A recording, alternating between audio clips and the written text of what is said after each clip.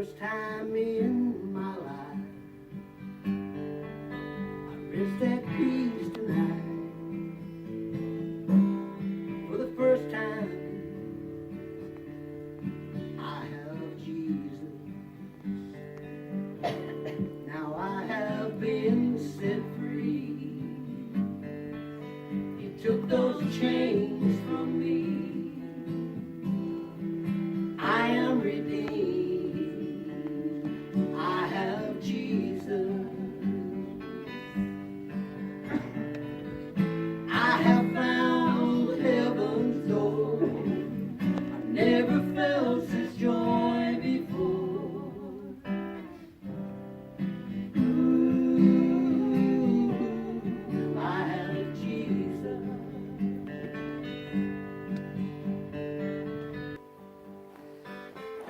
If you feel the world on your shoulder, think you can't go on. If it seems your dreams are over and there's nothing to live for, well, it's just a whisper away, as close as your next breath. Open up your heart, just say Jesus. Just a whisper away, have nowhere to go. Standing at, remember there is hope. If you're on a dead-end road, and it's just a whisper away, close as your next breath. Open up your heart, just say Jesus. It's just a whisper away. You're standing at the door. Open up your heart, just say Jesus.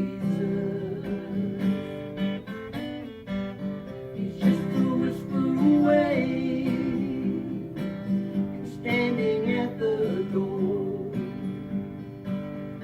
Open up your heart, just say Jesus. Just say Jesus.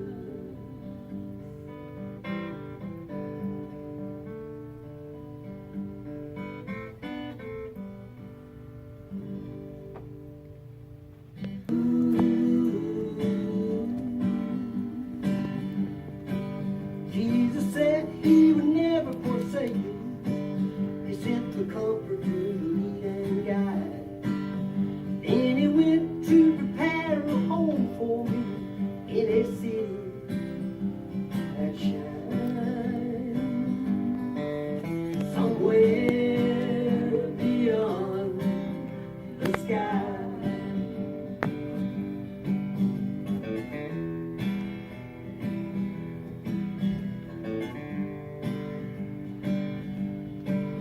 At the right hand of the Father, He is the Lord, Savior divine.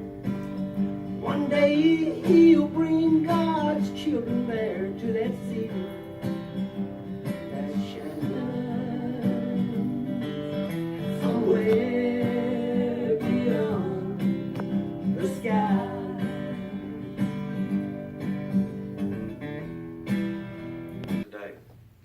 About Jesus Christ. He wasn't one that focused on him. You know, Charles was like family to me. I don't know if y'all should realize that. No, he's like an uncle, a favorite uncle. Used to call him up, and he used to call me up every week, sometimes 2 and 3 times a week, and we would sit there and have conversations. Sometimes it could be 10 minutes long, unless UK didn't play good that day. Then we'd talk about an hour till we had it all figured out. That's the truth. I can still hear his voice on the phone. David, Charles, how you doing? Loved hearing you. And then a lot of times he'd call me up and say, David Faye's down the road with them old women talking down there. I'm going to call you up for a little while. I tell you this because Charles never realized how much of an impact he had on so many people. When we found out that Charles was probably in his last days, I had churches get in contact with me from Indiana that remembered him from all those years ago. When I put on the church's website, or whatever it's called, that Charles had passed away, the last time I looked, almost 3,200 people had viewed that. This man had a tremendous impact on a lot of people's lives. I've had people come up to me and say, I remember going and seeing and listening to Charles when I was a young person. Or this one tells me different things. Charles's testimony of the way he lived his life is the sermon I'm going to tell you about today. I thought, what can I say about Charles? What kind of message can I give? And then I thought, why not use his life? Because his adult life was his whole sermon about Jesus Christ and his great love for people. The Bible says in Matthew, you are the light of the world. A city that is set on a hill cannot be hid. Neither do men light a candle and put it under a bushel, but on a candlestick. And it gives light unto all that are in the house. And the Bible says, let your light so shine before men that they may see your good works and glorify your Father in heaven. That little church that Charles founded beside the road back in, I guess, the 1950s, a lot of people don't realize this, but during his ministry, he has baptized over 2,000 people in Troublesome Creek. And countless lives were touched by the gospel that he put forth that have went to all parts of the world, all parts of the country. Charles used to say, we've got a big congregation here, and we've got a bigger one that's in heaven. Amen. A lot of people have accepted Jesus Christ and are now in heaven today because of the good works and the light that this man shone. Amen. The Bible says, even so faith, if it has not works, is dead, being alone. He says, a man may say, you have faith, and I have works. James said, you show me your faith without your works, I'll show you my faith by my works. If you want to let your light shine for Jesus, you have to get off your behind. You have to get out and do something. You have to make a difference for people. And you know, a lot of times, that difference that we made is not something big, but it's rather something little. I can recount here today, as many here today can, many times that the light of Jesus Christ shone through Charles Lovely. How it can be a testimony to what God can do, and not only do for us, but through us to bring other people to Christ. I'm going to tell you just a few examples of this. My dad, back in, I guess it was in the 90s, had a real bad heart attack. So bad they had to fly him out of the hospital here in Jackson. He'd only been open just a little while. And this is a true story. But it has stuck with me about the light of Jesus Christ. So as they flew him out of, as we watched the helicopter take off and head toward Lexington, me and my brother, we went home, got a few things, and we started toward Lexington. And I told my brother Paul, I said, stop over here by a payphone. Cell phones weren't that big then. We didn't have one.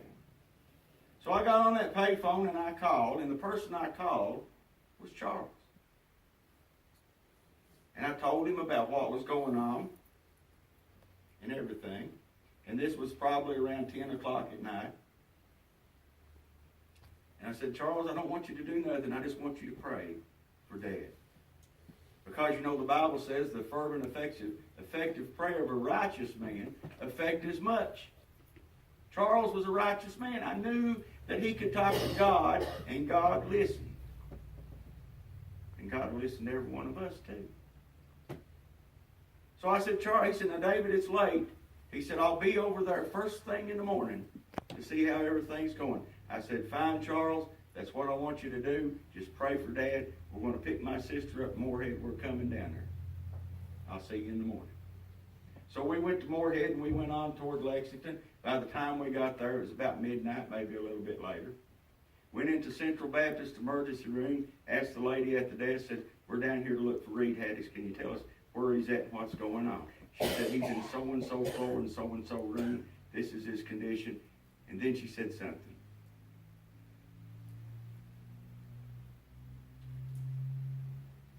She said, oh, by the way, excuse me. She said, oh, by the way, your pastor is done up there. That meant a lot. He couldn't wait. He let his light shine. That meant a lot to me. They see right through everything. You might try to fool them, but they know. They can read human character. They can see anything. My nieces grew up in the church as well as my kids. Charles loved kids, by the way. He often told me, he said, David, he said, the whole years I've been preaching, I've never had one young person give me any trouble. He loved them. And every day or every Sunday he would shake their hands and talk to them just like adults when they went out, ask them how they was doing. Well, one time one of my nieces was about 4 or 5 years old. She went through the line and shook Charles's hand. It was outside, and there was a lady that was standing out there. I don't remember who it was right now. And she had a conversation with my niece. And she said, honey, do you know who Jesus is? My niece looked at her and said, yes, I know who Jesus is. How do you know who Jesus is? You know, my little niece looked up at her like she was half crazy, and she says, well, I shake his hand every Sunday. True story. She said, I shake his hand every Sunday. Could people say that about